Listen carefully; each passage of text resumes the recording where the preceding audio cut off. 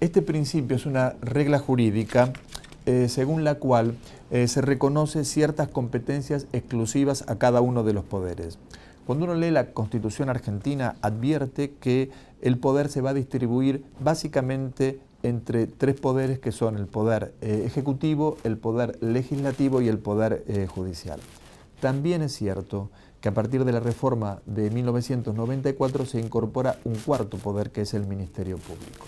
Entonces, este principio de división de poderes nos dice que el Poder Ejecutivo, por ejemplo, ejerce competencias propias, exclusivas, y además que los otros poderes, le hace el Poder Legislativo y el Poder Judicial, no pueden entrometerse en el ejercicio propio de las competencias del Poder Ejecutivo. Es así como se ha definido el principio de división de poderes y el sentido es limitar el poder, es decir, a partir del poder absoluto y la necesidad de establecer limitaciones o restricciones a ese poder es que se ha pensado en la idea de dividir el poder y que a su vez cada uno de los poderes creados en términos de diseño institucional ejerzan competencias propias y exclusivas y no puedan concentrar más poder ni inmiscuirse en las competencias de los otros poderes. En otras palabras, el presidente, o sea, el Poder Ejecutivo, ejerce un conjunto de competencias propias, pero no puede sumar las competencias que le competen al Poder Legislativo o al Poder Judicial, y a su vez, estos otros poderes, legislativo, judicial, no pueden entrometerse ni avanzar sobre las competencias propias del Poder Ejecutivo. Es así como se ha pensado e incluso diseñado esta regla básica de diseño institucional.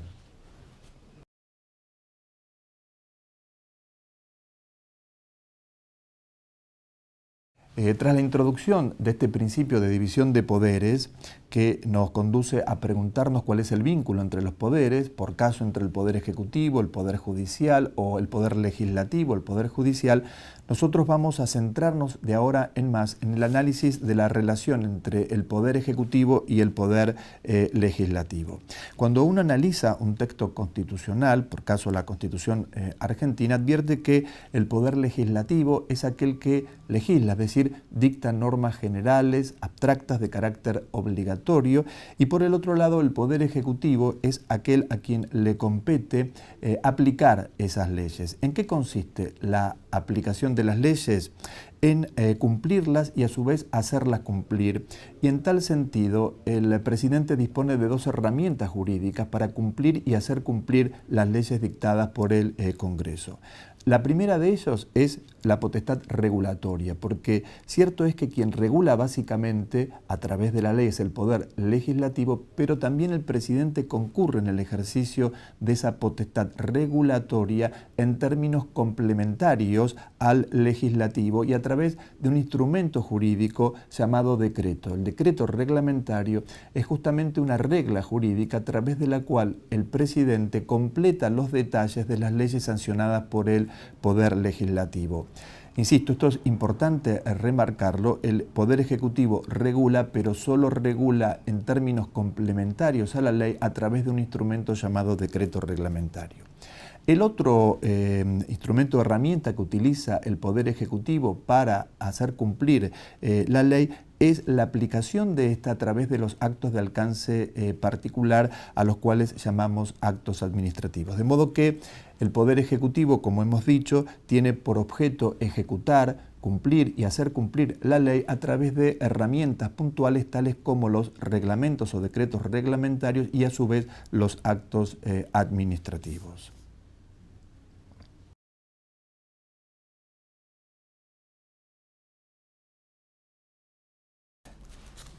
El principio de división de poderes que describimos antes ha tenido un desarrollo que nos lleva a un criterio mucho más flexible. Esto quiere decir que si bien cada poder va a ejercer un conjunto de competencias propias o exclusivas, también ejerce las competencias de los otros poderes con carácter complementario o excepcional. Dicho en palabras quizás más simples, el presidente tiene por función aplicar la ley, cumplir y hacer cumplir la ley, pero también, insisto, de modo excepcional, ejerce potestades legislativas o incluso potestades judiciales. De todas maneras, la centralidad del Poder Ejecutivo es el ejercicio de sus competencias propias, ejecutar la ley, pero es posible que de modo extraordinario ejerza potestades legislativas o potestades judiciales. Y además, en este tramo evolutivo se ha advertido también que los poderes interactúan entre sí. No solo el Poder Ejecutivo va a ejercer de modo excepcional competencias de los otros poderes, sino que también interactúa con los otros poderes, de modo que el Poder Ejecutivo controla a los demás y los otros controlan también al Poder Ejecutivo. Esto es tanto el Poder Legislativo como el propio Poder Judicial. Quizás para dar más claridad es importante explicar que cuando nace el principio de división de poderes, básicamente tras la Revolución Francesa, se desarrollan dos modelos quizás contrapuestos. Uno es el modelo francés, que va a interpretar en términos más estrictos la regla de división de poderes, de modo que se le prohíbe por caso a los jueces controlar el Poder Ejecutivo. Porque se dice, si los jueces controlan al Poder Ejecutivo, están de modo indirecto entrometiéndose en las competencias propias del Poder Ejecutivo, es decir, de otro poder. Y de ahí que en Francia se crearan tribunales administrativos dentro del propio Poder Ejecutivo con el propósito de controlarlo. Es decir, el control del presidente en ese modelo que nace tras la Revolución Francesa en Francia y que sigue vigente aún en nuestros días en el derecho francés, es que el juez no controla al Poder Ejecutivo por el principio de división de poderes, sino que el Ejecutivo es controlado por sus propios tribunales, por tribunales administrativos que son parte del propio Poder Ejecutivo. El otro modelo contrapuesto, que nace históricamente desde ese entonces y que sigue en pie, es el modelo anglosajón. En Inglaterra, contrariamente, se interpreta que los jueces sí deben controlar al Poder Ejecutivo y que esto está enmarcado en las relaciones entre poderes y que no quiebra la regla de división entre los poderes estatales. Ese es el modelo que seguimos aquí en la Argentina, según el cual los jueces controlan, en principio casi sin límites, al Poder Ejecutivo. Cierto es también, en términos de conclusión a la pregunta, es que estos modelos tienden a confluir en un solo modelo, según el cual los poderes ejercen potestades propias y potestades de los otros poderes de modo limitado y además interactúan de modo que los poderes se controlan entre sí.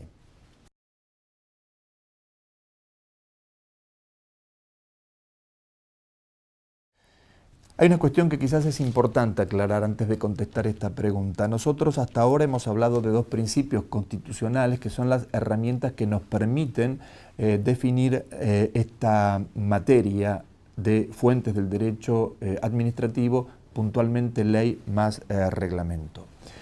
Cierto sector de la doctrina y ciertas leyes reconocen la zona de reserva de la administración pública. Este es otro principio distinto que nosotros rechazamos, pero debemos introducir en el debate porque, insisto, ciertos autores o cierta legislación reconocen este principio de la zona de reserva de la administración. ¿Cómo definirlo? La zona de reserva de la administración es una regla según la cual el Poder Ejecutivo ejerce un poder regulatorio central. Hasta ahora hemos dicho que el Poder Legislativo es quien ejerce el poder regulatorio central o sustancial y por su parte el Poder Ejecutivo solo un poder regulatorio periférico complementario. Quienes sostienen la tesis de la zona de reserva de la administración nos dicen que existe un campo propio, exclusivo del Poder Ejecutivo regulatorio central. Por ejemplo, materias propias del Ejecutivo, tales como el procedimiento administrativo o el régimen del personal de la administración pública, no deben ser regulados necesariamente por una ley del Congreso, sino simplemente por un decreto del Poder Ejecutivo, porque insisto, el Poder Ejecutivo, según esta idea, ejerce un poder regulatorio central en estas materias. Nosotros creemos que esto no tiene sustento constitucional, de modo que respecto de cualquier materia es el legislativo quien ejerce un poder regulatorio central y por tanto el Ejecutivo solo un poder regulatorio periférico o complementario. Vuelvo al punto central de esta pregunta y es cómo distinguir entre justamente el poder regulatorio central, la parte sustancial de la materia, y el poder regulatorio periférico. Esta es una cuestión central, porque si incluso uno analiza la jurisprudencia de la Corte durante el siglo pasado, va a advertir cómo los jueces poco a poco modificaron la línea divisoria entre el poder regulatorio central y el poder regulatorio periférico. Fíjense que si yo a través de una vía interpretativa modifico esta línea y reconozco mayor extensión al poder regulatorio periférico, en definitiva estoy aceptando que el Poder Ejecutivo legisle. Si el Poder Ejecutivo regula cuestiones centrales, pero yo interpreto que en verdad no son cuestiones centrales, sino aspectos periféricos, estoy reconociéndole por un medio oblicuo o indirecto potestad legislativa al presidente. Y esto es lo que ha ocurrido a través de la jurisprudencia de nuestra Corte durante el siglo pasado en materia de decretos delegados. Es más, es interesante recordar un fallo de la Corte que todos leemos en los manuales de derecho administrativo e incluso constitucional, como es el caso Delfino, en el cual la Corte en el año 1929 advierte que la cuestión más compleja en derecho público respecto de las fuentes del derecho es justamente distinguir entre el campo propio de la ley y a su vez el campo del reglamento. Dicho en otras palabras, las potestades propias del legislador y en su caso las del ejecutivo o presidente. Esta es una cuestión sumamente compleja y es quizás, creo, incluso actualmente el aspecto más controversial en esta materia. ¿Cómo distinguir entonces? Yo creo que tenemos que recurrir a los principios constitucionales que mencioné anteriormente, esto es la división de poderes, el principio de reserva legal y además tener presente cuál es la naturaleza del derecho de que se trate para establecer justamente la línea divisoria entre aspectos centrales o, en su caso, aspectos periféricos. Y por último, las circunstancias del caso. A través de estas herramientas es posible analizar cuál es la línea divisoria entre estos dos campos regulatorios.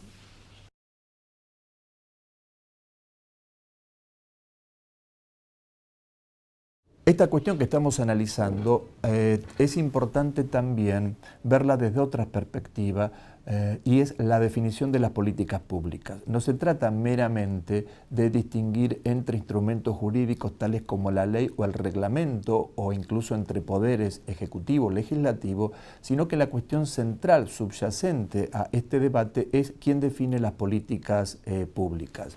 En principio, el órgano competente para definir política pública es el Congreso de la Nación.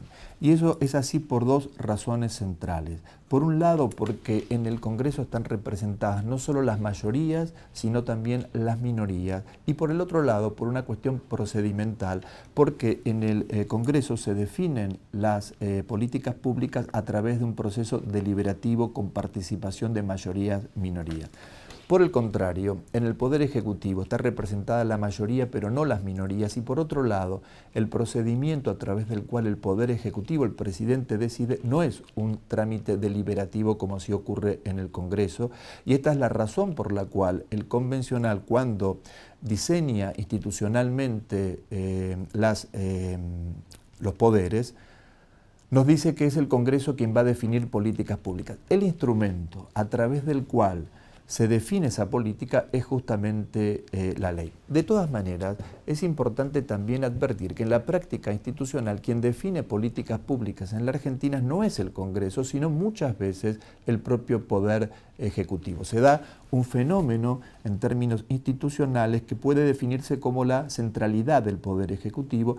Y es así como entonces el presidente, incluso los órganos inferiores del presidente, trátese de un ministro o un secretario de Estado o entes autárquicos o autónomos tales como el ANSES, la AFIP, el Banco Central, definen políticas públicas. Es por tanto necesario repensar estos principios y estos instrumentos para adecuarlos a esta realidad según la cual, como dijimos anteriormente, no solo define política pública el Congreso, sino muchas veces esa política pública es definida por los otros poderes estatales.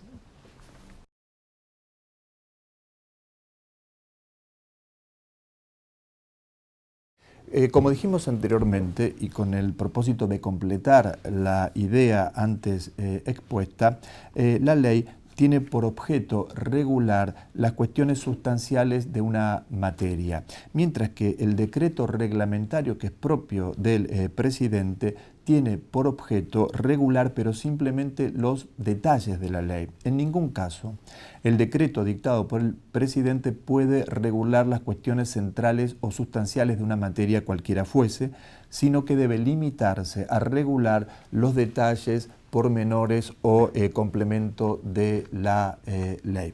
De modo tal que más allá del campo propio del decreto reglamentario dictado por el Poder Ejecutivo, ese decreto reglamentario está sujeto a la ley y no puede en ningún caso contradecir la ley.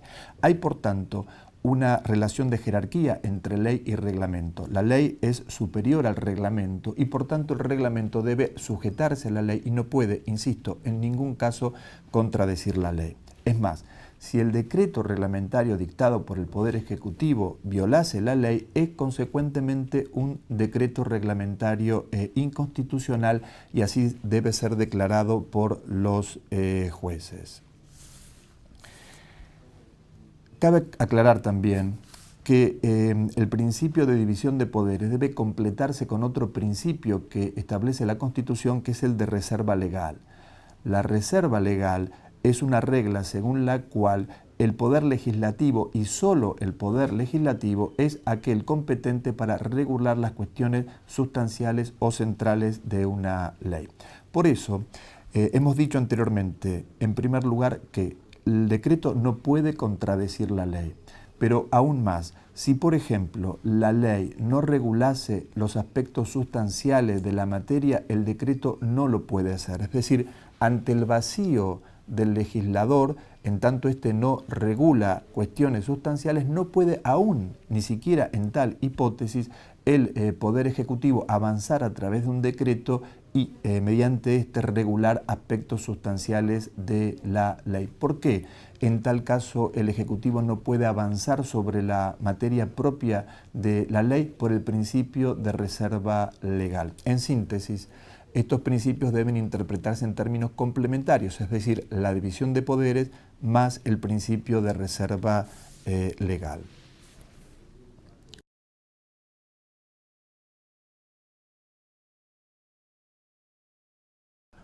¿Cuáles son las excepciones? Hemos dicho hasta ahora, y eso surge de la simple lectura de la Constitución, que es el legislador quien va a definir en principio política pública y a través de la ley. De todos modos, es importante recordar que el modelo institucional argentino, al igual que el de los otros países latinoamericanos, fue definido durante la década de los 90 como un modelo no simplemente presidencialista, a diferencia de los sistemas de gobiernos parlamentarios europeos, sino como un sistema hiperpresidencialista. ¿Por qué entonces la Argentina y otros países latinoamericanos han sido catalogados como modelos hiperpresidencialistas? Por la concentración de potestades en el presidente. Y en particular nos referimos a las potestades legislativas. Es decir, un modelo hiperpresidencialista, que es ciertamente un modelo disfuncional en términos de reconocimiento de derechos, es aquel en el cual el presidente concentra potestades excesivas y en particular potestades legislativas. Esta cuestión fue objeto de debate en la reforma parcial de nuestra Constitución en 1994, cuando uno lee el Pacto de Olivos, que es el acuerdo político previo a la reforma constitucional entre los dos partidos políticos en aquel entonces mayoritarios. Uno de los objetos justamente de la reforma constitucional fue atenuar el sistema hiperpresidencialista. En el seno de la Convención Constituyente se discutieron dos modelos. Según uno de ellos, se dijo que era mejor negar las potestades legislativas del presidente.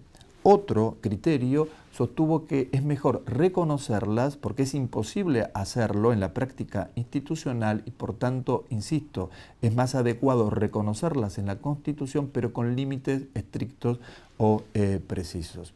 Entre estas dos posturas que se debatieron en Santa Fe en 1994, prevaleció la segunda, de modo tal que en el texto constitucional se reconoce la potestad legislativa extraordinaria del presidente de la República con limitaciones.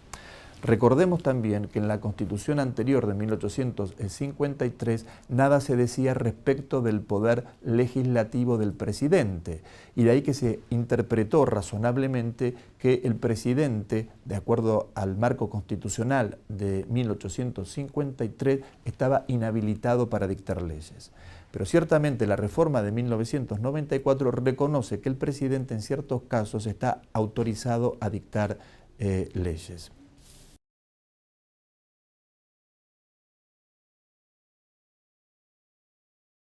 Dijimos antes entonces que la Constitución reconoce al presidente la potestad de legislar en casos excepcionales. ¿Cuáles son esos casos excepcionales? Dos. El primero de ellos, llamado decretos delegados, a diferencia de los decretos de necesidad y urgencia. El concepto de decreto delegado supone que el Poder Legislativo, a través de una ley, transfiere potestades legislativas al Poder Ejecutivo.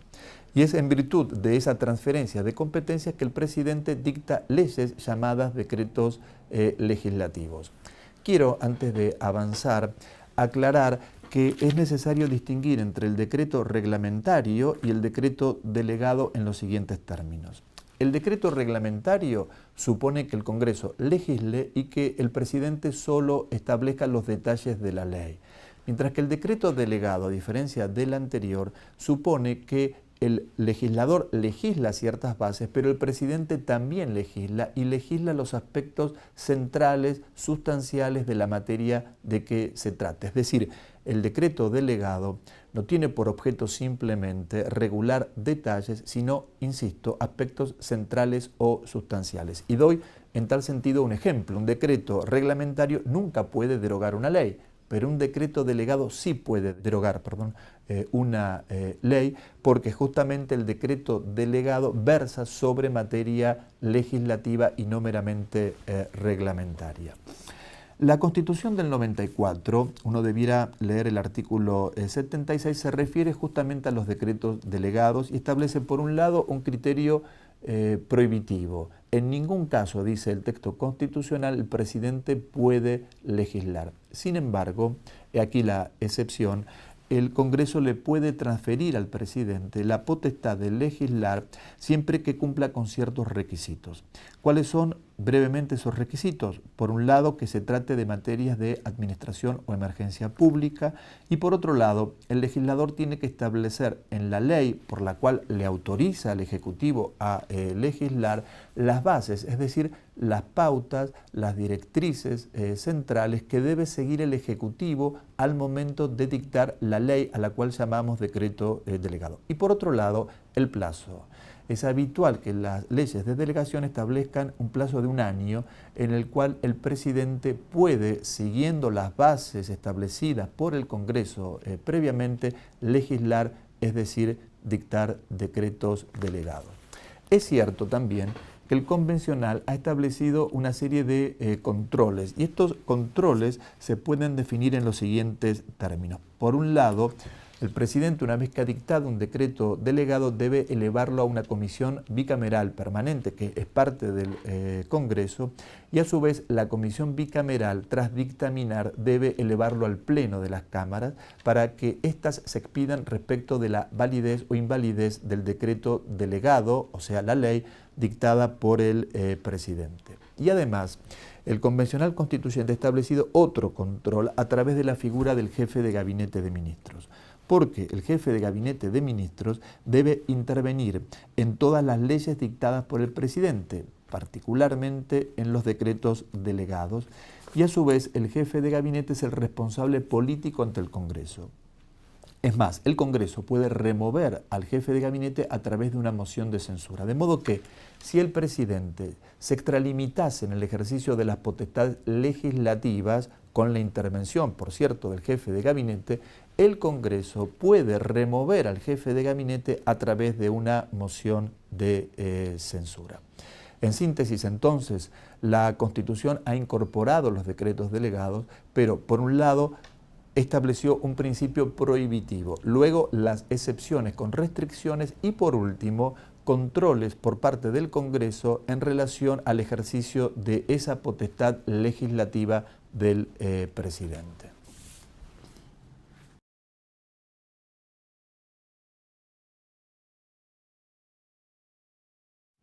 En verdad, si uno analiza los casos más conflictivos en términos políticos e institucionales de los últimos años o quizás décadas en la Argentina, advierte que desde la perspectiva jurídica esos conflictos están traspasados por el tema que nosotros estamos aquí desarrollando, es decir, conflicto entre ley y decreto reglamentario. En tal sentido, quizás ustedes recuerden un conflicto entre el gobierno y el campo a partir de la resolución 125 dictada por el Ministerio de Economía. Más allá del conflicto en sí político, lo cierto es que la cuestión jurídica se centra justamente entre la ley y el reglamento, porque aquí la resolución no ha sido dictada por el Poder Legislativo, sino por el Poder Ejecutivo y particularmente por un órgano del Poder Ejecutivo como es el Ministro de Economía. La pregunta es cómo es posible que el Ministro de Economía haya legislado en ese contexto, y eso es así porque el Poder Legislativo le había delegado previamente al Presidente y al Ministro de Economía la potestad de legislar. Y es en virtud de esa transferencia previa de competencia legislativa que el Ministro de Economía dictó la resolución 125. Este es un ejemplo, pero podríamos citar muchos otros respecto de potestades delegadas.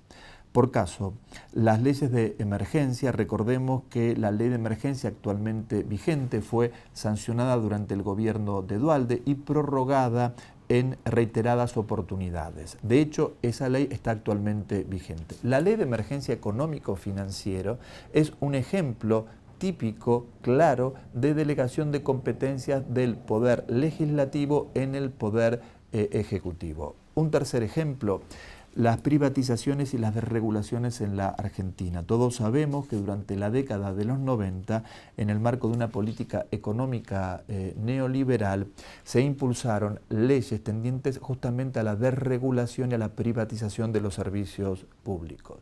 La ley de reforma del Estado, que es la ley madre en materia de privatizaciones en la Argentina, es otro ejemplo clarísimo de transferencia o traslado de competencias legislativas en el Poder Ejecutivo. Es un ejemplo también que nos permite reflexionar cómo muchas veces las políticas públicas no son definidas por el Congreso en nuestro país, sino por el Poder Ejecutivo, o sea, por el presidente, y en virtud de estas delegaciones o transferencias del Congreso en aquel.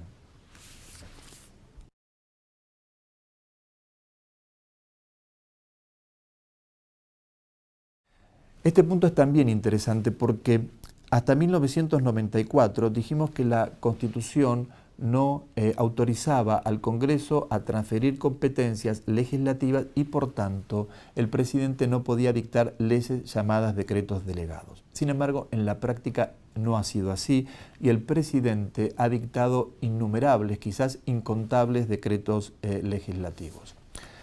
Por otro lado, el Convencional Constituyente en 1994 se encuentra justamente con el dilema de qué hacer respecto de las delegaciones previas a 1994.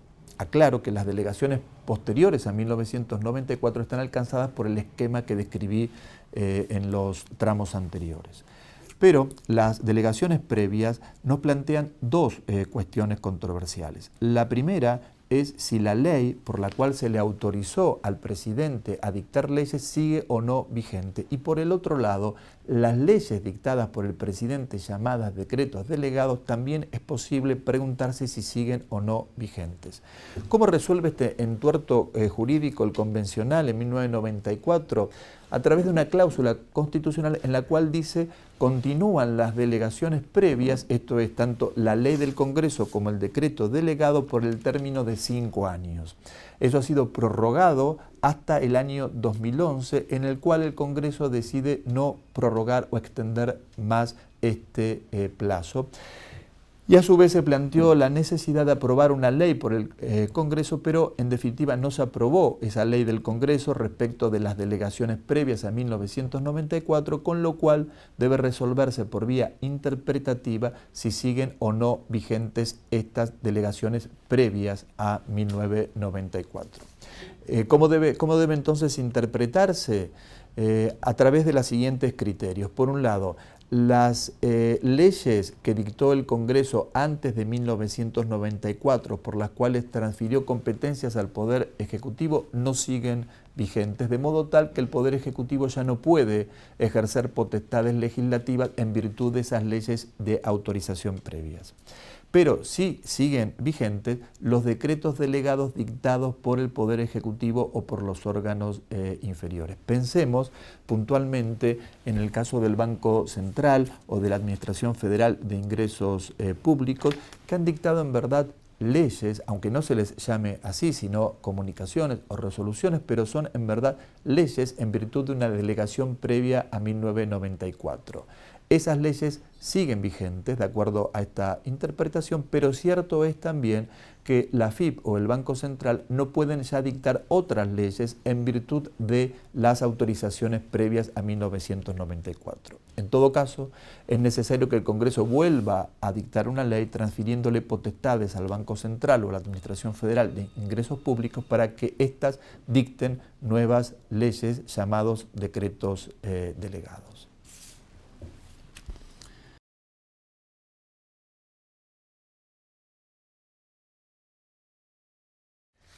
Hasta ahora hablamos del Congreso y el poder de legislar, las excepciones del Poder Ejecutivo, es decir, cuando el presidente puede legislar, y hemos distinguido dos herramientas en tal sentido. Una es la de los decretos delegados y la otra, que vamos a desarrollar brevemente ahora, es el de los decretos de necesidad y urgencia. Este es un instrumento en virtud del cual el presidente dicta leyes, es decir, legisla, pero a diferencia de los decretos delegados, sin una autorización previa del Congreso. Es decir, el presidente, en determinadas circunstancias excepcionales, legisla por sí mismo, sin autorización previa del Congreso. En la Constitución Nacional, en la reforma de 1994, se introduce también la potestad del presidente de dictar estos decretos de necesidad y urgencia.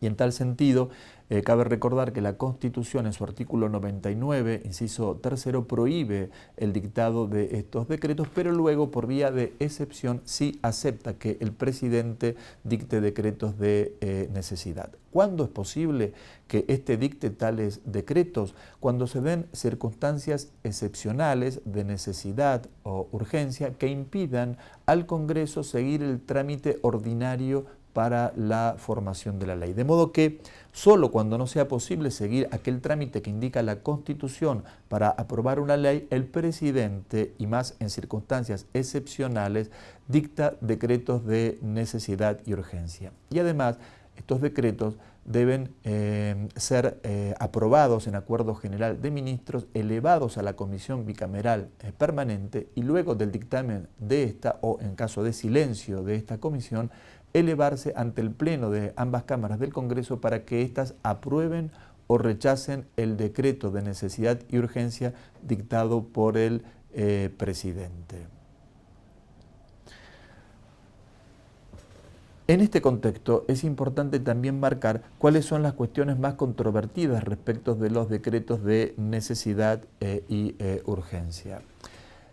Cabe recordar que tras muchos años el Congreso sanciona una ley reglamentaria de los decretos de necesidad y urgencia.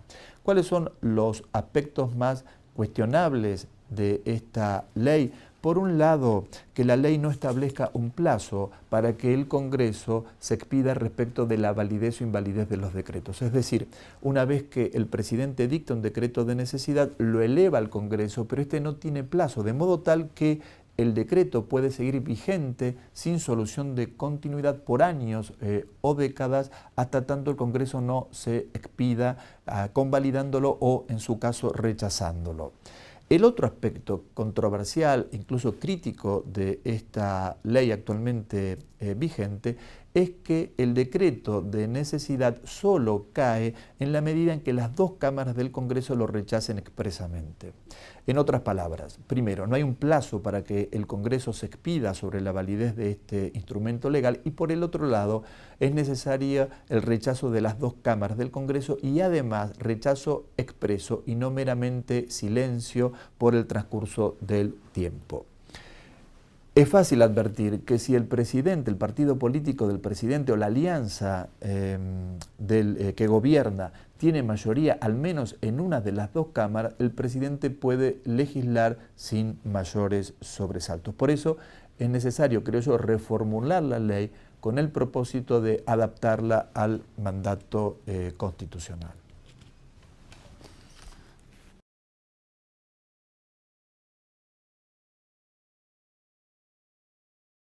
En general, los presidentes han recurrido habitualmente a decretos de necesidad y urgencia. Un ejemplo de ello es, quizás ustedes recuerden, cuando Alfonsín decide crear el Plan Austral. Cuando Alfonsín crea el Plan Austral, este plan tiene dos pilares centrales. Uno es el desagio o la desindexación en virtud del proceso inflacionario y el otro es crear un nuevo signo monetario llamado justamente austral. Cuando uno lee el texto constitucional es muy claro en cuanto a que la potestad de crear el signo monetario es del Congreso y no del Poder Ejecutivo. Y entonces, ¿puede el presidente crear un nuevo signo monetario? No, solo por vía excepcional a través de un decreto delegado o un decreto de necesidad y urgencia. Este es un ejemplo de decreto de necesidad y urgencia y podríamos citar muchos otros durante el gobierno de Menem o el gobierno de Kirchner en cuanto a estos decretos de contenido claramente legislativo.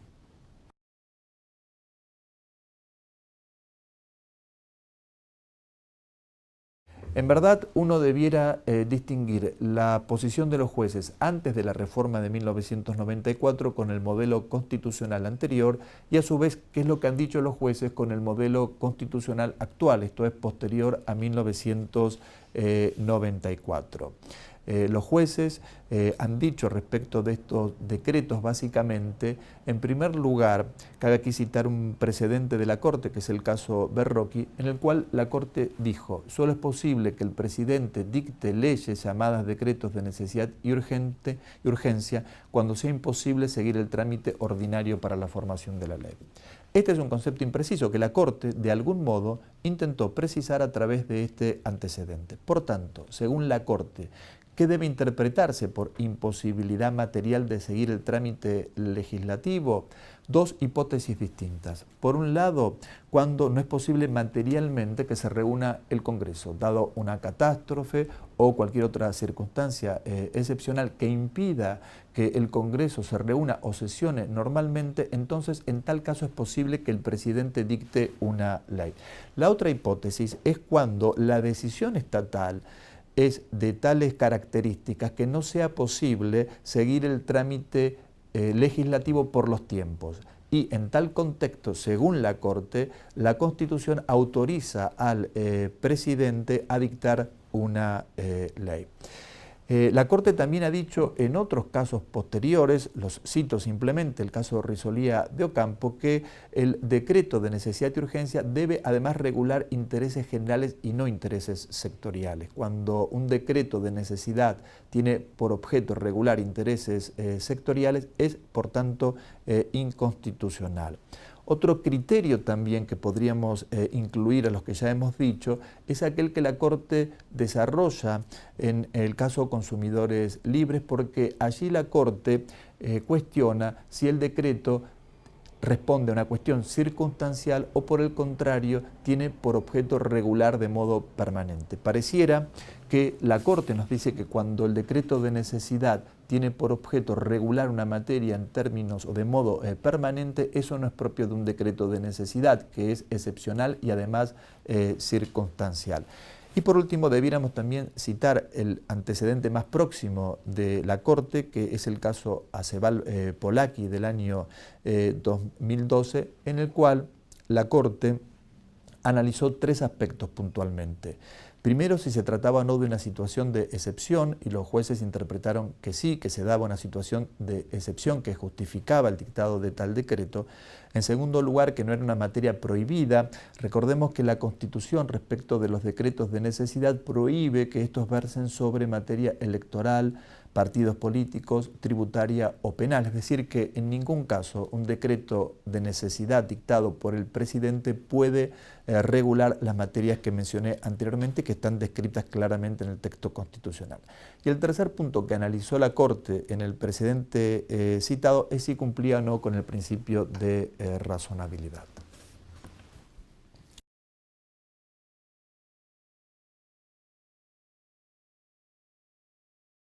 Hasta aquí lo que hemos analizado es el poder legislativo del Congreso, claramente, y luego el poder legislativo excepcional del presidente, a través de las dos herramientas que mencionamos, que son los decretos delegados y los decretos de necesidad y urgencia. La pregunta que nos hacemos ahora es si además del poder legislativo, de modo habitual, o el presidente en términos excepcionales, también es posible que los órganos inferiores de la administración pública, un ministro o un ente autárquico, legisle o no. De acuerdo al texto constitucional, yo creo que no es posible que el poder legislativo transfiera potestades legislativas en los órganos inferiores, o en su caso, que el Poder Legislativo transfiera potestad legislativa en el presidente y a su vez el presidente delegue esa potestad legislativa en el órgano inferior. Es decir, hay dos caminos a través de los cuales es posible reconocer potestad legislativa en los órganos inferiores, más allá de su constitucionalidad. Uno es que el Congreso, lisa y llanamente, transfiera potestades legislativas no ya en el presidente, sino en el ministro de Economía, por ejemplo. Y la otra es que el Congreso transfiera potestad legislativa en el presidente y éste, a su vez, subdelegue esas competencias en el ministro de Economía. Más allá de la discusión teórica, quiero remarcar que la Corte actual, en dos precedentes, uno es Comisión Nacional de Valores y otro YPF, ha reconocido que los órganos inferiores puedan ejercer potestad legislativa en virtud de una delegación del Congreso o una subdelegación del Poder Ejecutivo. Es decir, según el criterio judicial actual, los órganos inferiores pueden también dictar leyes a las cuales ya no le llamamos decretos delegados, sino resoluciones o cualquier otra denominación en virtud de una autorización del propio Congreso o, en su caso, del Congreso al Poder Ejecutivo y a su vez de este, es decir, el presidente en los órganos inferiores mediante la técnica de la subdelegación. De todos modos, esto es una cuestión sumamente controvertida en términos jurídicos, si es posible que tales órganos inferiores legislen o no de acuerdo al marco constitucional vigente.